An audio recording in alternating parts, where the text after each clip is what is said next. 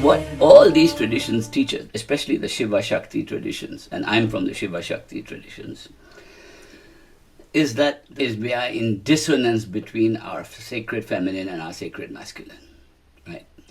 A dissonance between nature and ourselves, between consciousness and my being, between me and other people, between me and nature.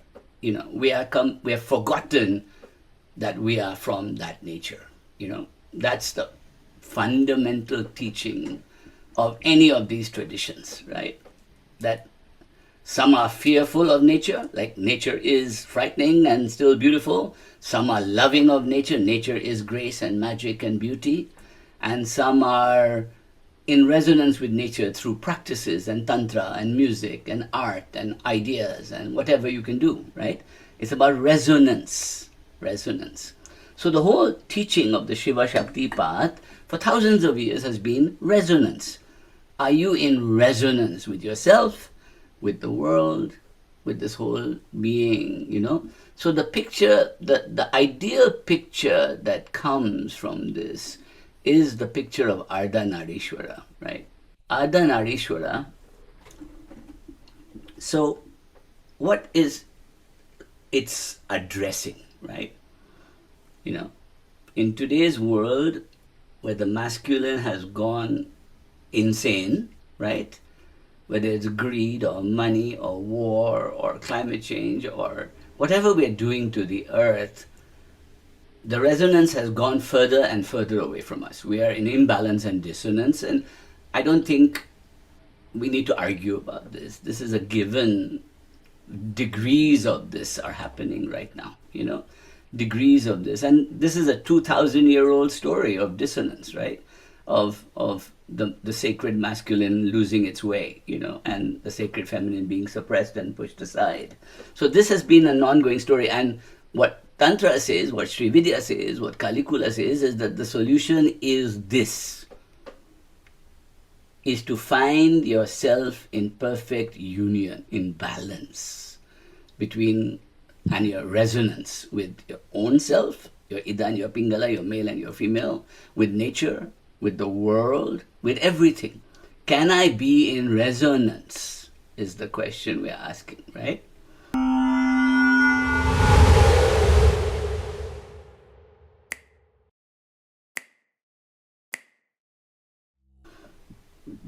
So I wrote this long time back and I wanted to share it with you, which is that my theory when I made the Vivekananda film was that Indian wisdom, Bhakti, Shakti, Yoga, Tantra, Vedanta, feminized America and is leading to the ongoing demolition of the patriarchy, right?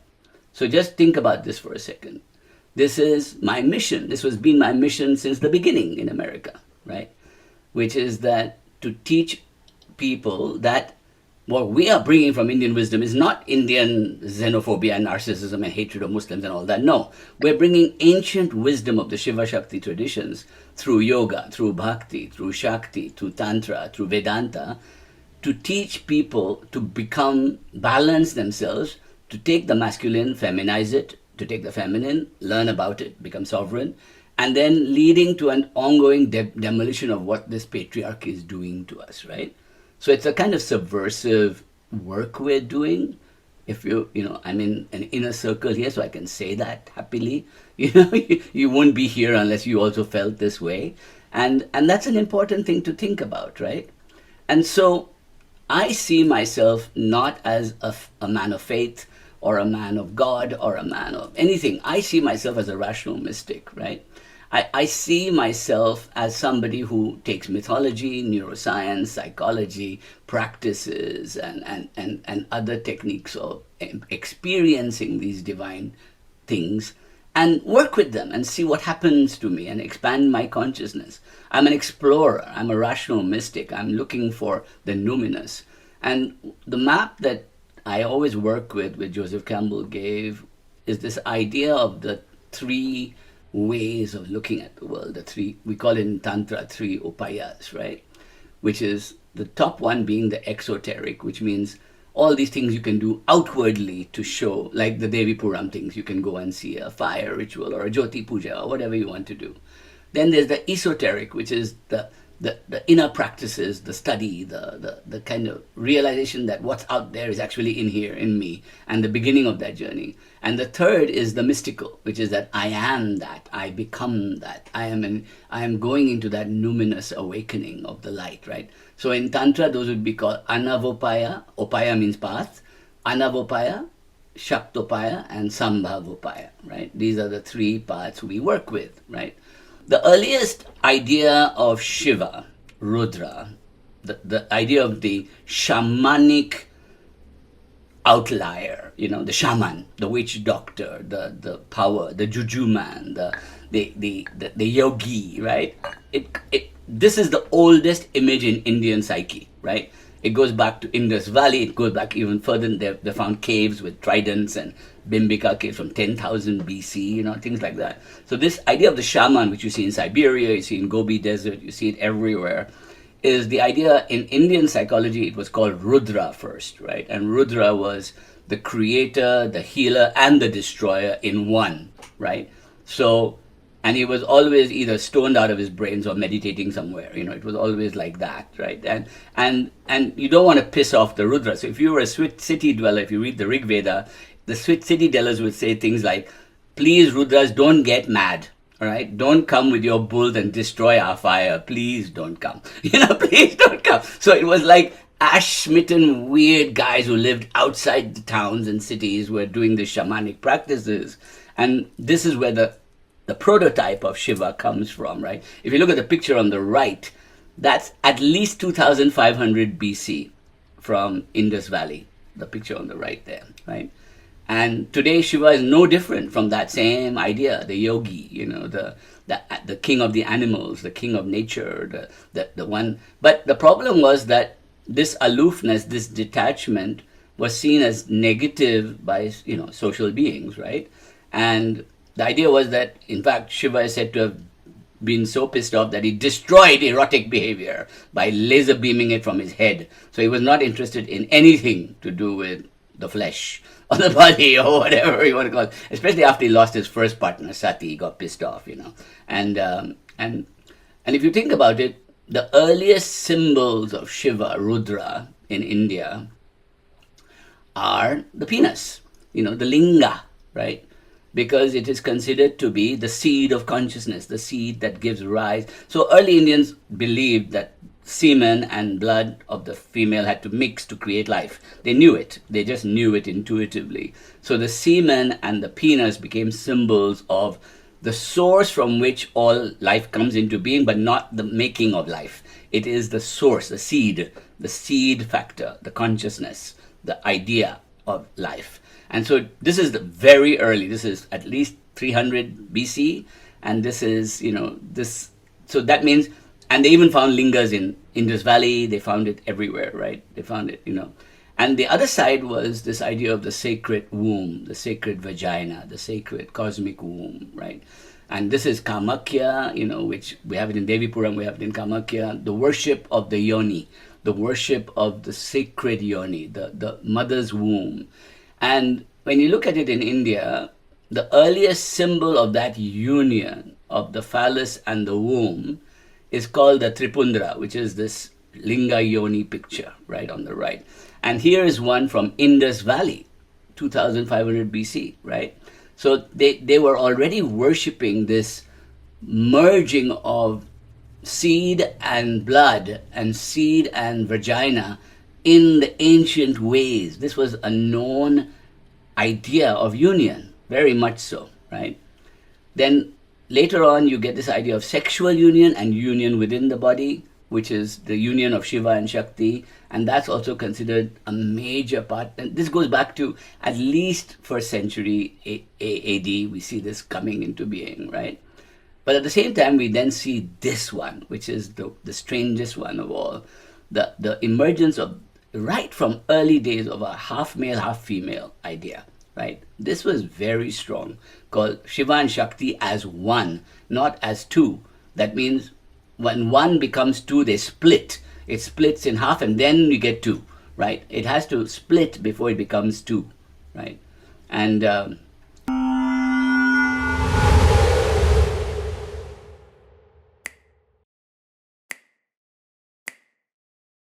so here's a little video to show you.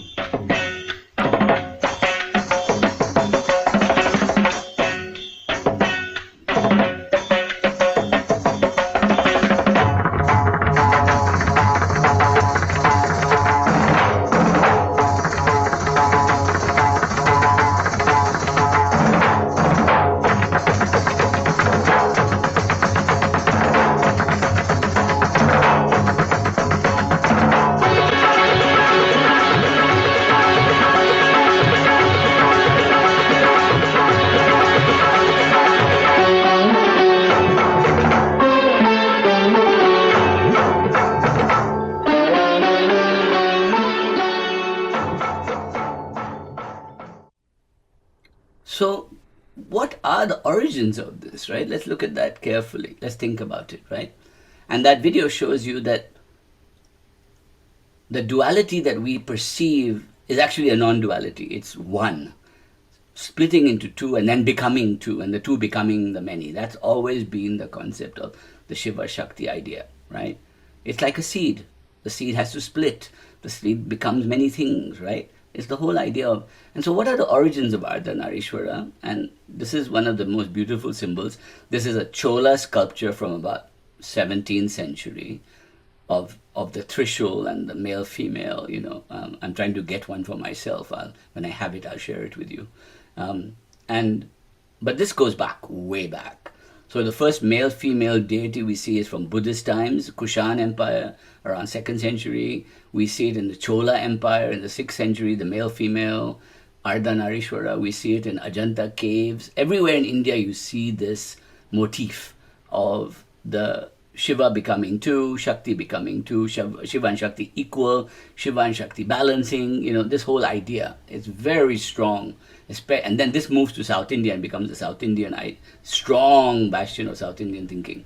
And in India today, you can go to Kerala and forget Mardi Gras. We have living festivals in Kerala all year round of men dressing up as women, women dressing up as men. It's like a non-stop thing going on. So, and it's a known, you know, absolutely solid heterosexual men get dressed up as women or Ardhanarishwara or other things and go and do festivals. You know, it's like a known way of being. And this is, and by the way, Kerala is the most macho culture in India. The men are really tough, right? The men are really warrior types. And then they'll all get dressed up as women also. You know, it's like and the women there are really tough and they'll smack the men. You know, it's a continuous process of give and take.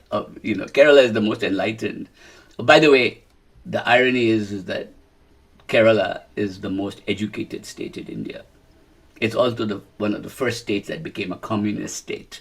So it's a 99% literacy in Kerala. Now it's about 95, but Kerala is the most educated state in India, right? And Kerala gives us Ayurveda, medicine, all the nurses of the world come from Kerala, a lot of doctors come from Kerala, big IT, you know, half of the Middle East is run by people from Kerala. It's like they've always traveled and they were the center of the spice trade. So all the Portuguese came there, all the things came there. It was the wealthiest part of India for a long time because of spice, you know, because of the spice trade.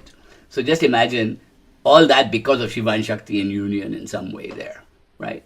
That's quite an interesting model to look at when we look at the history of these things. I'm going to share some origin stories with you.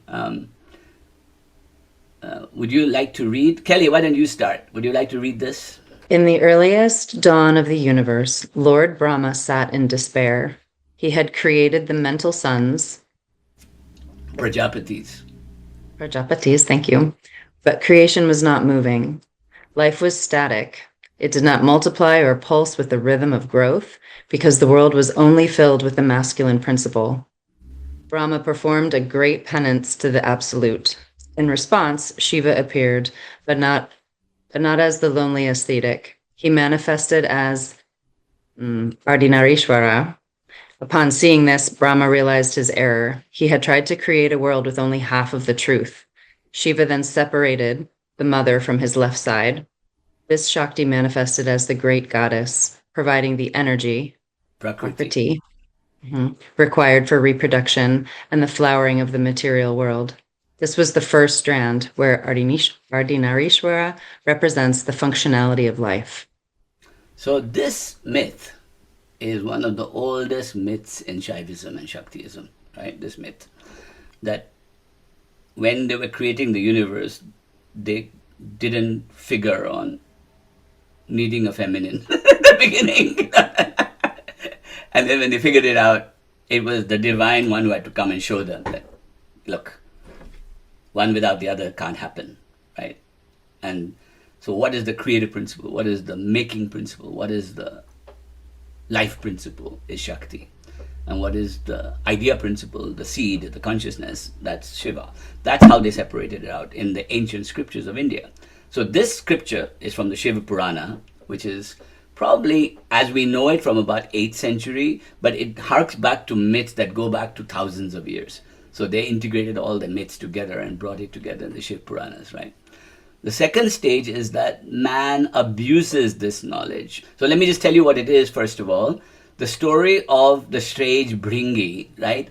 Man's arrogance at not respecting the sacred feminine, okay? This is the first time a story is told. This also from the same period, Shiva Puranas, right?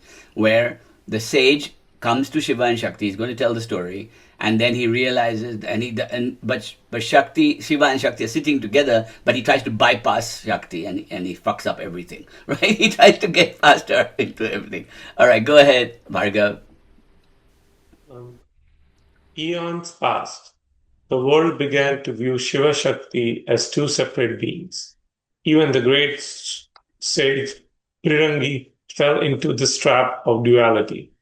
He was a fierce devotee of Shiva, but he held a sacred disdain for Shakti, believing her to be mere matter. When Brihangi visited Mount Kailash, he attempted to walk around Shiva alone. Prakriti, sensing this arrogance, sat on Shiva's lap. Brihangi took the form of a bird to fly between them. In response, they fused together. Their bodies merged into a single pillar of flesh and spirit, the Ardhanarishwara form. Still stubborn, Brihangi made a hole through their center as a beetle. Finally, the goddess withdrew her energy from his body, and Brihangi collapsed into a skeleton, unable to stand. He realized then that without Shakti, even his devotion to Shiva had no legs to stand on. The realization of inseparability. Beautiful. So think about that. Look at this picture, right? Man's arrogance, we come thinking we're going to Jehovah, God, Allah, Yahweh, Shiva, and we don't need to address nature. We don't need to address what creates life. We don't need to address all that. Then to prove the point, they merge and they become one, but he refused to accept that. First, they sit together. He refuses that. Then they merge and become one. He refuses that. He tries to drill a hole in them as a beetle. Then they refuse that, so she sucks the life out of him and he becomes a skeleton. Boom. Fuck you, right? You're dead, right? And then he goes, oh shit, I get it now, right? I mean, just think about that. That's a great metaphor for the arrogance of the male in this being that we're dealing with, right? It's a great metaphor, right? The next one is yoga, because Parvati is considered after Shiva to be the greatest yogini, the greatest yogi, right? Let's go to Martha. Would you like to take this next one? Deep in the heart of the Himalayas, Parvati performed the Pancha Agni penance to win Shiva. But her goal was not merely marriage, it was total integration. She asked for a boon. Lord, let there be no space between us. Let my breath be your breath, and my skin be your skin. Shiva, the master of yoga, granted this by absorbing her into his left half. In this state, the Ida, moon, and Pingala, sun, channels of the cosmic body met in the center. This is the esoteric strand focused in the Kalika Purana, where Ardhanarishwara is the symbol of the perfect yogic state where all internal dualities are neutralized. So when a yogi seeks connection to source, right? Particularly a yogini, they're saying, I want total union with consciousness. I don't want to just be this body anymore. I want to union, complete union, right? And so in the yoga philosophy, the union actually becomes one through the Sushumna panel of the body, of the spinal cord. So the male, the Pingala, absorbs the female, and the female absorbs the male. Ida and Pingala find union at the third eye. They then become Sushumna activated, and that becomes Ardhanarishwara.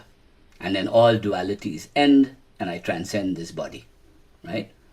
This is the real teachings of the Nath Sampadaya, the real yoga teachings of Hatha Yoga, that you're actually seeking union, right? All right, let's go to one more. Let's go to one of the boys. Who would like to take it? Come on. Joel, would you like to take the next one? Hold on. So this is the final one where we talk about Tantra and the idea of the Maha Bindu, the dot from which everything comes into being, the Bindu, right? This is the Bindu. Okay, go for it. The final strand comes from the high traditions of Sri Vidya and the Nuar Siddhas. Here the story is told that before the Big Bang of creation, there was only the Maha Bindu, a single point of light. Within this point, Shiva, Prakasha, and Shakti, and Arsha, were in a state of eternal silent embrace. When the desire to be many arose, this point began to vibrate. That vibration is the Ardhanarishwara. I can't say it. Ardhanarishwara. Ardhanarishwara. I'm a slow learner. It is a story of the self-awareness of God. Shiva looks into the mirror of Shakti and sees himself. Shakti looks at Shiva and sees her own source. The Ardhanarishwara form is the frozen moment of that recognition. It teaches that the I, aham, is actually a composite of the beginning, ah, and the end, ho, ha. Beautiful. Sorry. No, it's good. It's good. So think about it, right? This idea is the core teaching of Tantra, which is that Shiva is the sun and Shakti is the moon. Or Shiva is the sun, the Bindu, the light from which everything comes, and Shakti is the creation that then looks back at itself and sees itself from that source point. So even for that first Bindu to come into being, it has to become a Shakti. It comes into the world as Shakti. And then, in a way, this goes back to a very interesting story which has been translated in many ways, but that one of the ways you hear is that God created this universe so that it could look at himself, right? You know this idea that I did all this as a game to see myself, right? That's a later interpretation. That's not the true interpretation. The true interpretation is reflection, mirror, right? That there's a jiva inside you, which is that infinite spark. And that infinite spark and you are one. But until you see that, you will not realize it, that you are that infinite spark, right? Which is the teaching of the Upanishad, right? So the Mahabindu is that, and they say Prakasha, Prakasha means the light shining, right? The light shines into the universe, right? Vikasha is the absorption of light and the reflection of that light, right? So for you to become divine, you have to reflect that light, right? So one of the symbols we used in Tantra is white liquid into red blood, right? You've seen that metaphor before, right? The idea of a drop of red. So if you look at Siddhalakshmi, she's doing this, right? Why is she doing this? She's dropping Amrit, a white liquid of Prakasha, into the bowl of death, of red blood. And that mix gives you immortality. Amrit, right? Because you have to wake up this to this, in a way, right? So it's the other way, Champa. Your left hand is holding this and your right hand is, that's it. So the idea here is that the source is shining continuously into this world, right? But without any participation. We have to wake up that inner source in us, realize that we are that, and then that will reflect that one. See how it works? That I must reflect that infinite light, and then I will realize that I am that light. And that's the teaching here, right? So you can see that Ardhanarishwara encompasses everything from Vedas to Tantras, right across the bat, right? And you can, it is one of the deepest esoteric teachings of India, right? But hardest to understand. Most people can't understand it. Most people think, oh, it's just a man, gay boy, a happy gay boy. Like...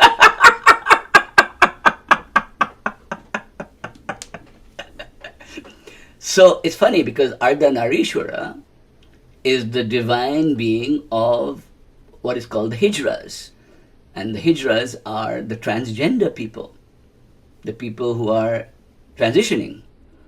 And India has a culture of thousands of years of transgender, meaning what they call Hijra culture, right? Which is, they were artists, performers, dancers, singers, men who wanted to be women. And women who were also men, They couldn't transplant the penis, but now they can. But then it was there. It was very much a part of the culture, and it was accepted. In fact, before they legalized homosexuality in India, they legalized transgenderism first in India, in the law courts. Isn't that the strangest thing? That the Ardhanarishwara culture was first given the thing. I don't know how many of you saw that Dev Patel film, The Monkey Man, the monkey fighter guy, that story, right? He's rescued by the Hijras, by the transgender people to go. Then they teach him how to fight because they're tough. They're tough, right? They're warriors. And he goes with them and they worship Ardhanarishwara in the film, So on the one hand, he is Hanuman, but he's also Ardhanarishwara in the film, right? So this idea of Ardhanarishwara shows in India that before the kind of Vedic ideas of Ram and Krishna and Muslim ideas came and the Christian ideas came, didn't have a problem with what your identity was, what your sexuality was, what your gender was. It was acceptable fluidity, And that meant that we had an immensely accommodating and not tolerant, accommodating culture, right? That one could be any of those things. In fact, it was not seen as bad to have a child who was feminine, a boy who was feminine. It was never seen as bad until much later, right, in culture. Right? So if you read all the Puranas, people are swapping genders, people are doing all kinds of things in all the stories, all the time. It's quite strange. I mean, go back and look at it. You will be surprised at how much they do that. Even Arjuna dresses up like a woman in order to appease somebody, So this idea is always been there in India, of fluidity between that gender as well is a limitation of your own spiritual imagination. That's all.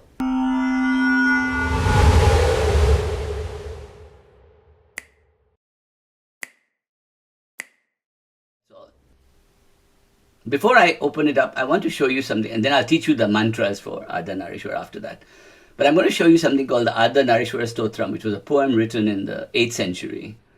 And I put together, I have a video of a dance going on, and I'll read it to you as we do it, okay? This whole idea, right? It's a beautiful poem, but basically, she is this and he is that. She is this and he is that. She is this and he is that. And all is me. All of them is me. That's what the poem is saying, that I'm neither this nor that. I'm everything, right? And so this is one of the most beautiful pictures I've seen of Ardhanarishwara, right? Look at that. Isn't that beautiful? Just so profound, isn't it?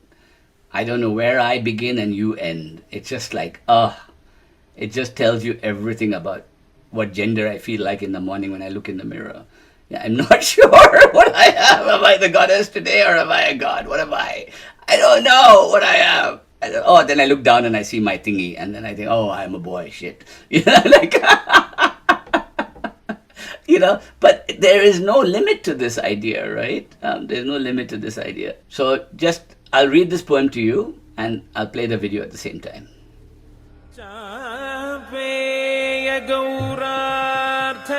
This is very South Indian, but it'll show you Shiva as the ash-clad one and Shakti and dancing, becoming Ardhanarishwara.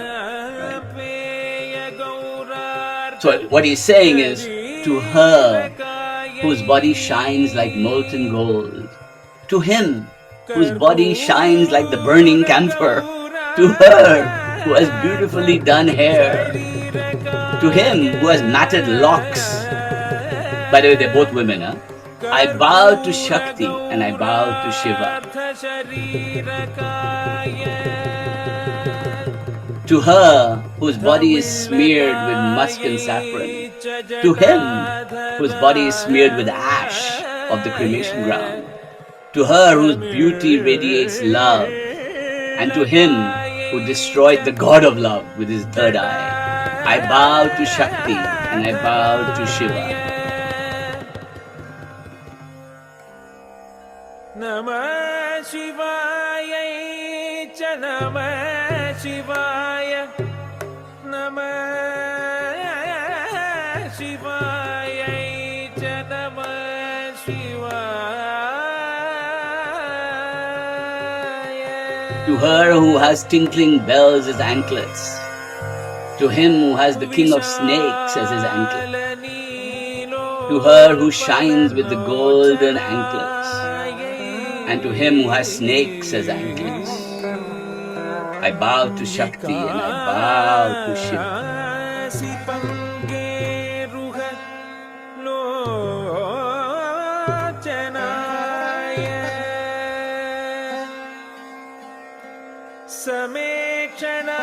To her who has eyes as wide as the blue lotus, to him who has eyes as wide as a fully open lotus, to her who has even number of eyes 2, and to him who has odd number of eyes 3, I bow to Shakti and I bow to Shiva.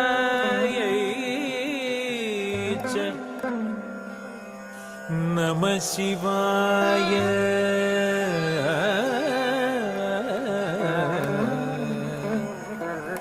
Namah Shivaya.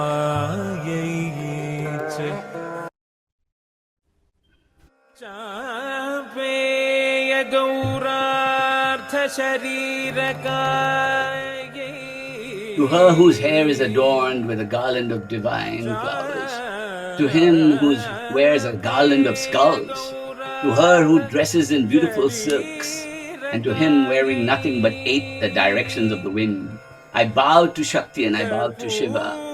To her who has black hair like the rain-filled cloud, to him who has copper-matted locks like lightning, to her who is the goddess of the mountains, and to him who is the Lord of the universe, I bow to Shakti and I bow to Shiva. To her whose dance creates the world, to him whose dance destroys all worlds, to her who is the mother of the universe, to him who is the father of the universe, I bow to Shakti and I bow to Shiva.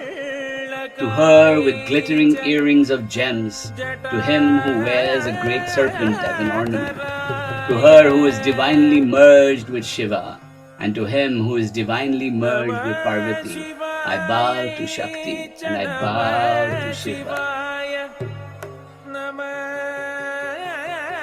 They're in union, merging together now.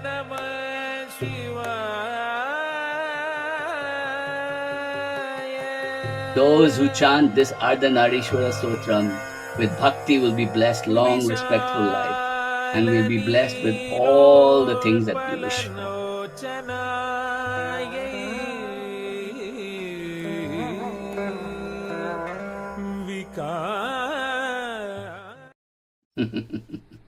So I'll go to the mantras next, and there are 2 main mantras for Ardhanarishwara through bijas. Hraum, which is Om with a ha, ra added. Hraum, Hraum, Hraum, Hraum. And Hamsa, which we already know. Hamsa.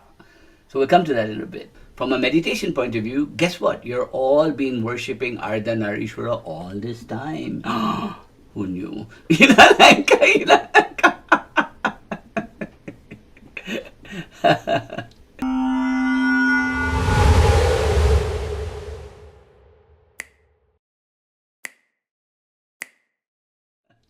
Let's go to this idea of, and I'm going to teach you about the Hrom and the Hamsa, right? And so we have this idea in Tantra and Kriya Yoga called the Mahabindu, right? The Mahabindu is a kind of source of infinite Amrit, the nectar of immortality, the nectar of the union of Shiva and Shakti, the bliss, the oil, the drip of seed that flows into the blood of the yoni and becomes mixed and creates fire.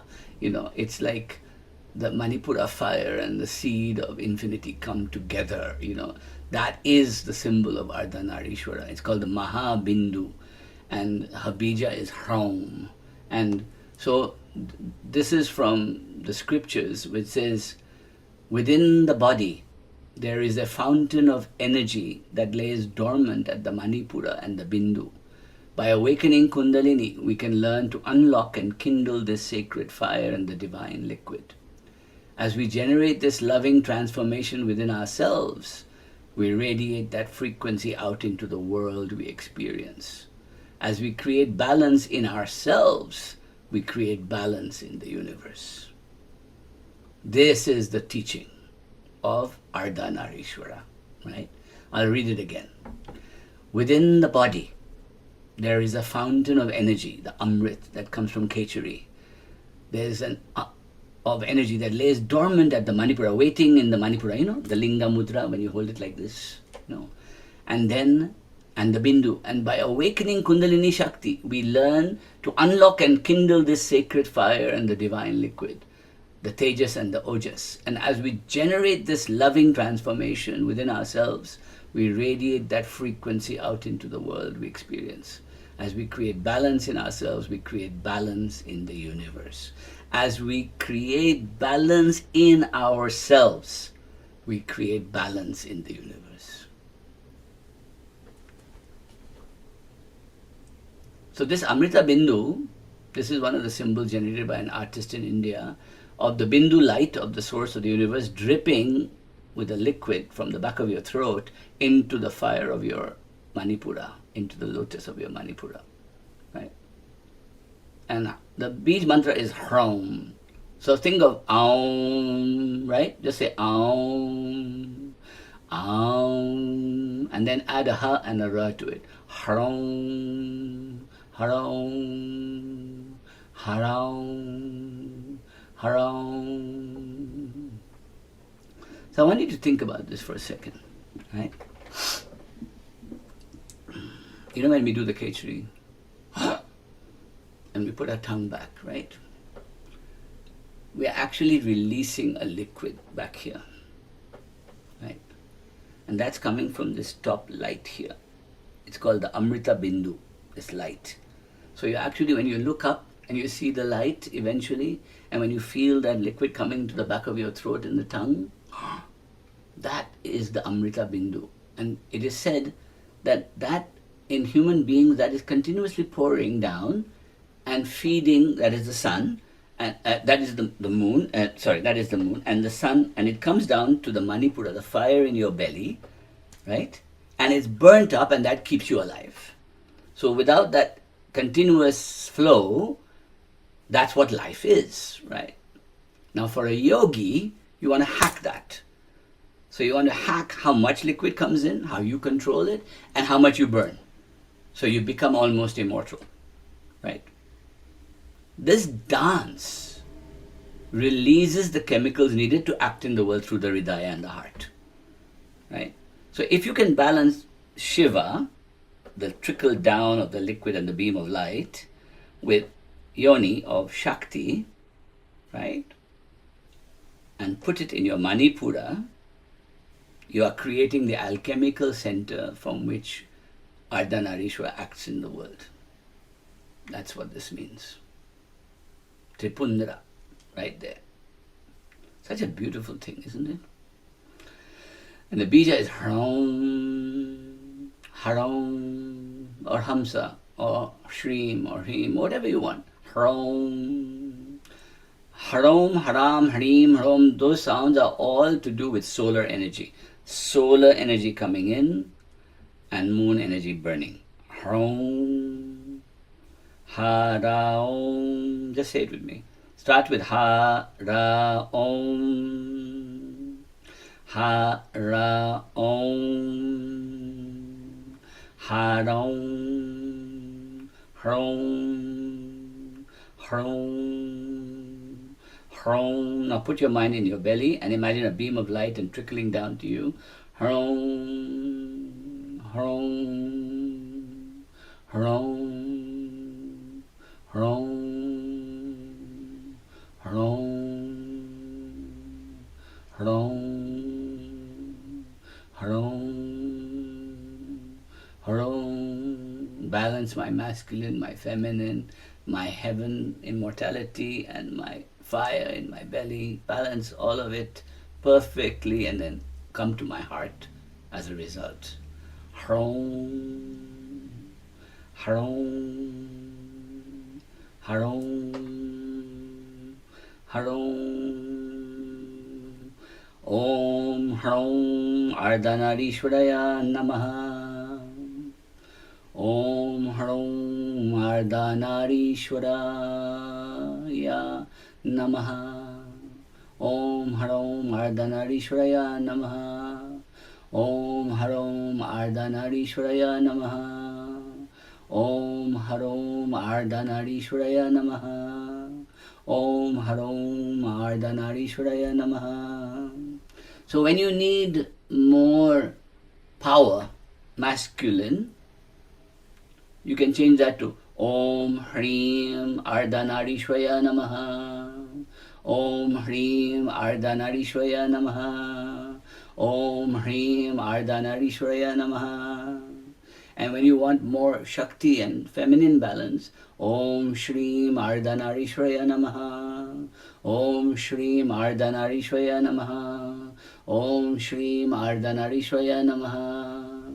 Or when you want to balance the two, Om Hrom Ardhanarishwaraya Namaha. Ha and Ra balance the two. Ha is Shiva, Ra is Shakti, Ra is fire. Ha, Ra, Aum, release. Ahum, see?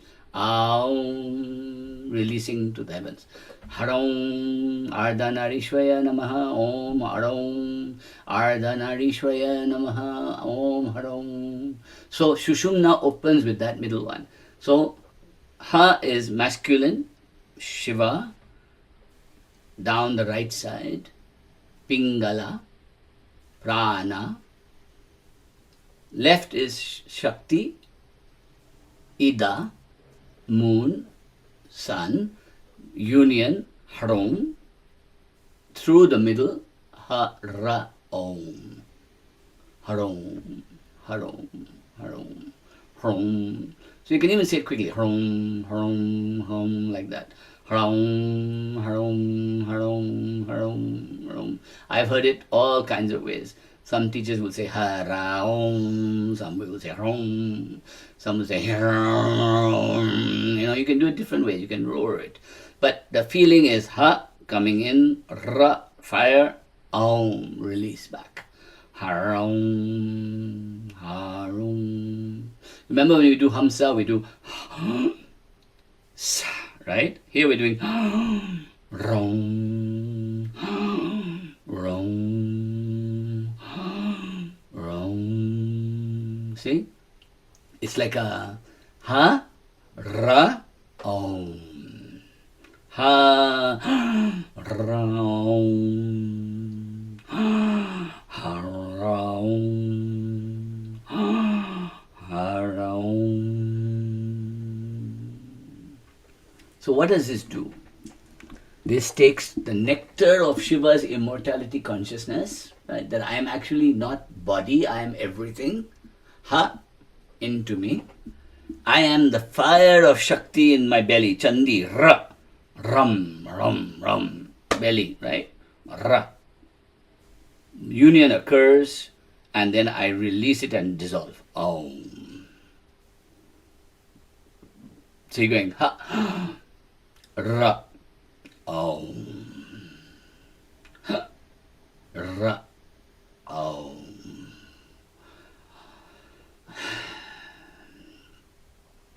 So one of the benefits of Harom is it creates samatha. Perfect equilibrium balance. Harom. That means you are neither male nor female, you are neither heaven nor earth, you are perfectly centered in the Hridaya. Because once you release the fire, it goes up and it sits in the Hridaya, in the heart center. So you're kind of creating an axis, like in Rosicrucianism, we say the Rose Croix, right? Boom, boom, boom, boom, right? This is the cross, which is the Rosicrucian being. 1, 2, 3, 4, right? And then the cross of Jesus right there, the Rose Croix. The rose comes into being in your heart, right? Now, this is the same principle, that I'm taking heaven, burning it in the fire of my belly. I'm taking my feminine and my masculine and I'm merging them and I'm sitting. Harom, Harom, Harom. So when I do Harom, I'm Ardhanarishwara. I am no more male nor female. I am not Shiva nor Shakti. I am neither consciousness nor body, and I am neither masculine nor feminine. I am perfectly centered. Ha-ra-om, harom, harom, harom. It's actually a very conscious way of being, isn't it?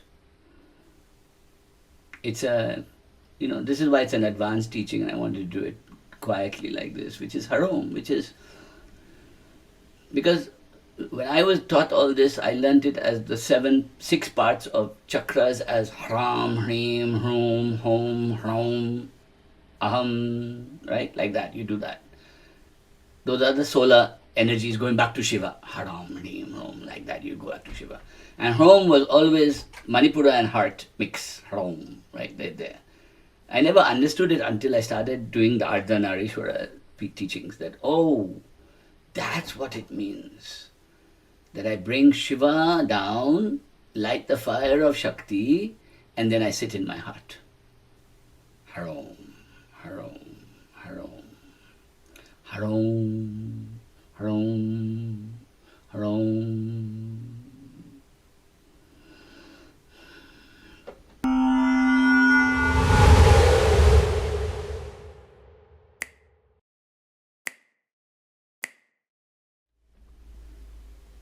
Ardhanarishwara is the balance between Shiva and Shakti. So the Hridaya is the seat of Shakti, and the Dvadashanta is the entrance point of Shiva, and back to Shiva and back to Shakti, right? So just above you, hum, to your heart, turn it around, sa, and you put your mind on your third eye, and you build a perfect bridge between heaven and earth. Hum, sa. Sa. Sa. Sa.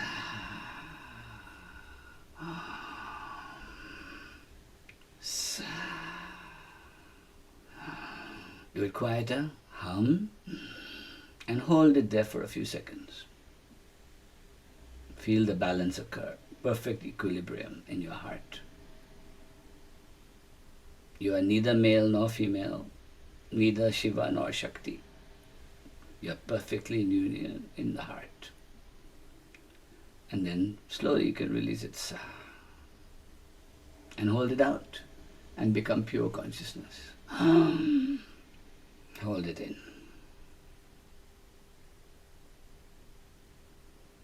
Sa.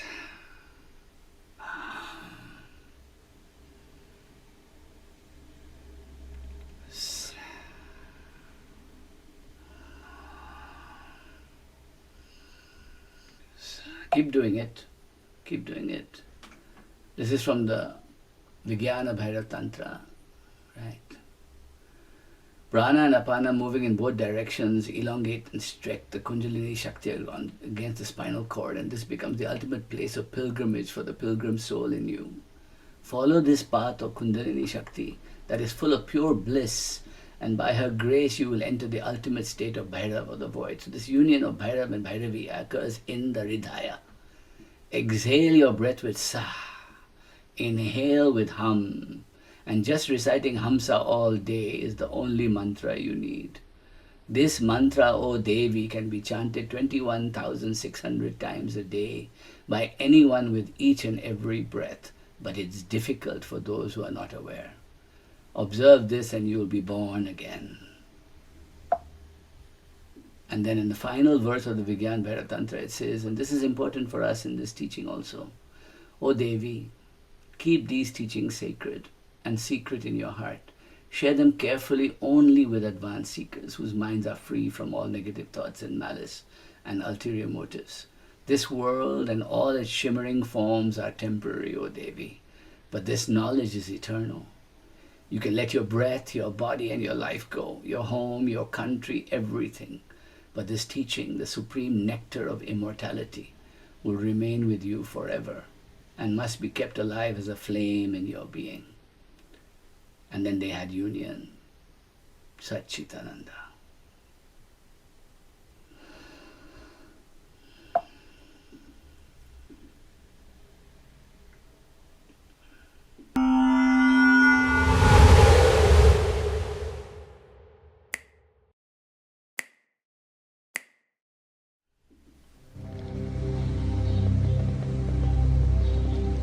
ऐं ह्रीं श्रीं ऐं क्लीं सौः हंस शिवसोऽहं हसकफ्रें हसक्षमलवर्य ॐ हसौं सः क्षमलवर्य ऐं सहौः स्वरूपनिरूपणहेतवे स्वगुरवे श्री अन्नपूर्णाम्बा सहित श्री अमृतानंदनाथ श्री गुरु श्री पादुकां पूजयामि तर्पयामि नमः।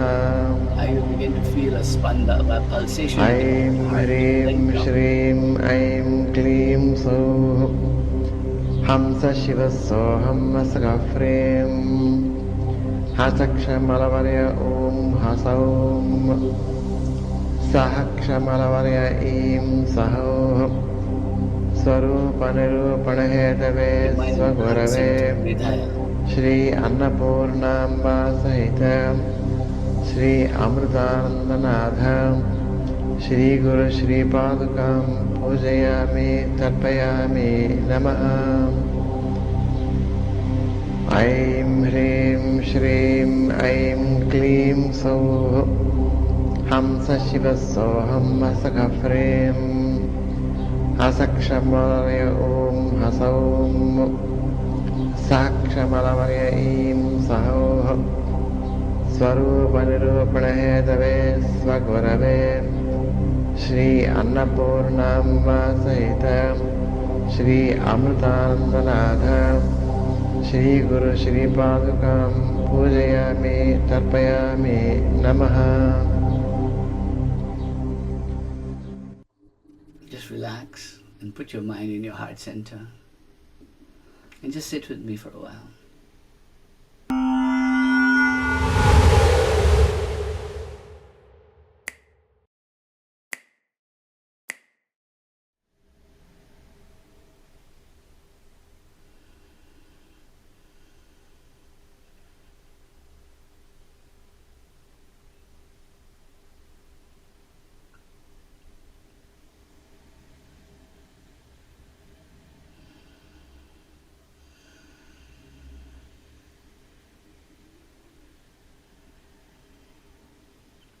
I teach you a little trick.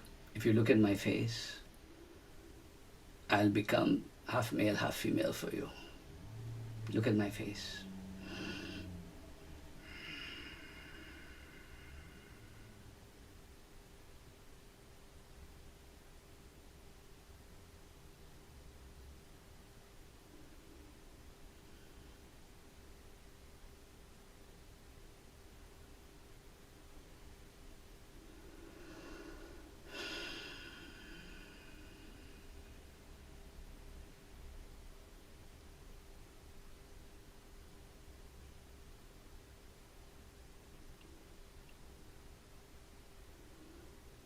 The secret is to look at my third eye and let me blur. Soften your eyes and blur me away and see what comes.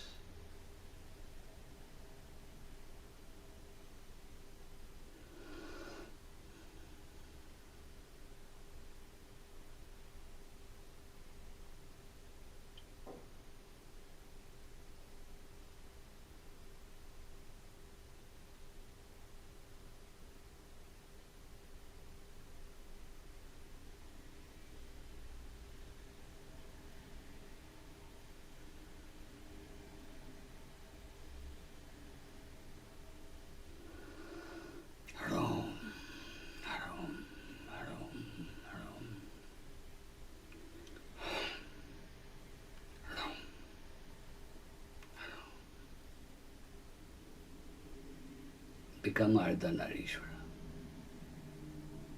Become Shiva and Shakti in one. Dance in resonance with the cosmic dance. Feel the pulse coming through you. Feel the throb of them dancing. Feel the pulse inside your heart. And let it fill your being with just that dance that they're dancing.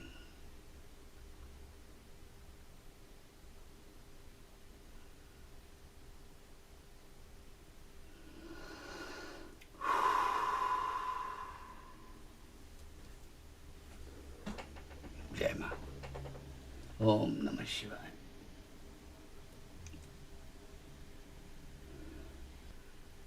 So the question now comes that what is the integration that I can do, right? And that's a difficult question because what is the great integration? What do I do with this knowledge, right? And if you think about it, there they are sitting in perfect balance in the cave of their heart, the Hridaya. They're sitting in there just perfectly balanced, and you want to feel like this, right? And you want to feel this feeling of just integration, right? So one side, on the Shakti side, you're integral. Ardhanarishwara serves as the definitive model for sovereignty by demonstrating that true power is the synthesis of stillness and action, Shiva and Shakti. Then the Shiva side, your resolution of dissonance. Ardhanarishwara is the antidote to binary thinking, moving the seeker beyond the exhausted hustle of the feminine or the rigid logic of the masculine, like we talked about, into a state of radical rebirth. And then in the middle, Shushumna, your functional non-duality. That means Ardhanarishwara represents a functional non-duality that works in the boardroom and the studio. It teaches that your actions, your kriyas, are simply the visible expressions of your internal knowledge, jnana. And finally, as I expand myself completely into this thing, I become a sovereign third point. At the heart, I become my own guru. Ardhanarishwara represents the activation of the central channel, the Shushumna. It is the third point where internal solar and lunar energies meet to produce an independent, self-governing consciousness. Embodying this form allows the advanced seeker to become a mentor, a guide to others, a light in the world, who holds both the sword of fragmented discrimination and the lotus of compassion, standing as a complete union rather than a fragmented being seeking completion or wholeness. It's about being completely whole by integrating all these things into your middle passage, into your Hridaya in the heart center. Aim Klim So Klim Aim Klim So Klim Aim Bhuva Swaha Digban. Who must I put?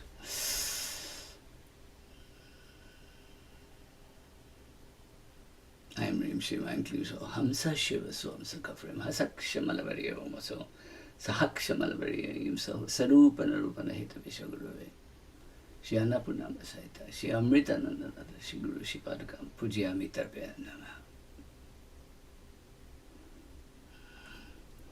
Good, thank you.